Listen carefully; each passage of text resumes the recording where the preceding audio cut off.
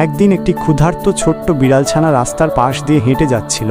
তখন সে কাছাকাছি একটি ছোট্ট মাছ দেখতে পেল। সে যেই মাছটি খেতে কাছে গেল, অমনি দোকানদারটি রেগে চিৎকার করে উঠল এবং বিড়ালছানাটিকে তাড়িয়ে দিল।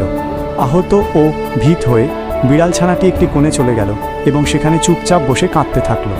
কিছুক্ষণ পর বিড়ালছানাটি দেখল একজন বৃদ্ধা মহিলা তার ভারী বাজারের ব্যাগ তুলতে কষ্ট পাচ্ছেন। দয়ালু ছোট্ট বিড়ালছানাটি তৎক্ষণাৎ ছুটে গেল এবং তাকে সাহায্য করল।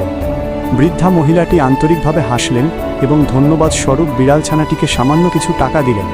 সেই টাকা দিয়ে বিড়ালছানাটি কিছু দুধ কিনল, কিন্তু একা না খেয়ে সে দুটি ছোট ইঁদুর ছানার সাথে দুধটি ভাগ করে নিল। তারা সবাই খুশি হল, তবে বিড়ালছানাটি ছাড়া, যে নীরব রইল। ইঁদুর ছানা দুটি তার দিকে তাকাল এবং জিজ্ঞেস করল, তুমি এখনও কাঁদছ কেন? বিড়ালছানাটি তাদের দিকে তাকাল এবং উত্তর দিল, কারণ তোমরা দুজন এখনও সাবস্ক্রাইব করনি।